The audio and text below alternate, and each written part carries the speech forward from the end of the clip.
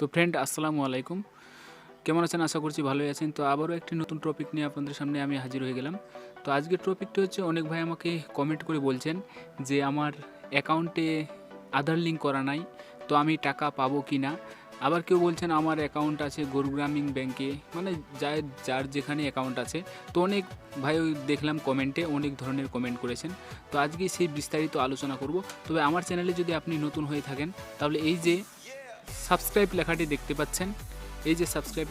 পাচ্ছেন, এখানে গিয়ে সাবস্ক্রাইব করে দেবেন এবং অল নোটিফিকেশনে ক্লিক করে দেবেন। তো চলেন ভিডিও শুরু করছি।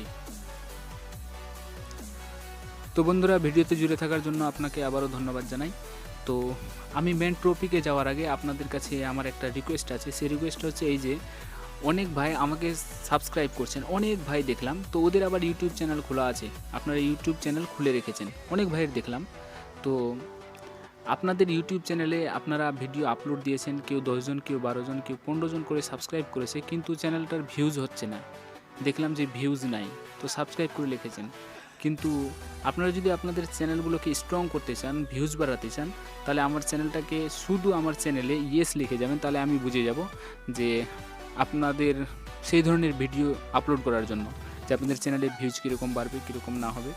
তো চ্যানেলটাকে শুধু সাবস্ক্রাইব করে রাখবেন আর ইয়েস লিখে কমেন্ট করবেন। তো চলেন মেন ভিডিওতে আসি।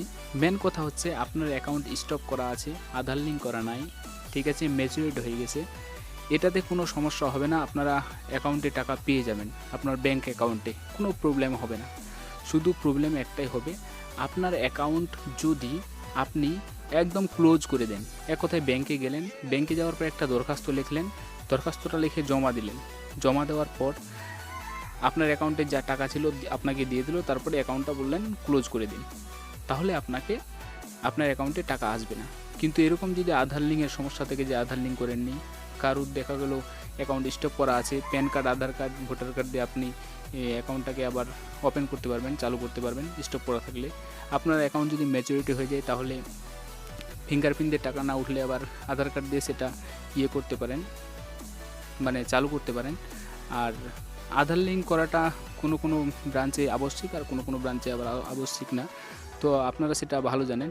তো আপনারা টাকা পাবেন, আধার লিঙ্ক করা থাক আর না থাক, যদি অ্যাকাউন্টটা ক্লোজ না করে দেন। স্টপ করা থাকলেও কিন্তু আপনারা টাকাটা পাচ্ছেন। তো ভিডিওটি ভালো লাগলে লাইক, শেয়ার, কমেন্ট এবং সাবস্ক্রাইব করতে ভুলবেন না। আর চ্যানেলটির সাথে থাকবেন, সঙ্গে থাকবেন এবং সাপোর্ট করবেন। তো থ্যাঙ্কস বন্ধুরা।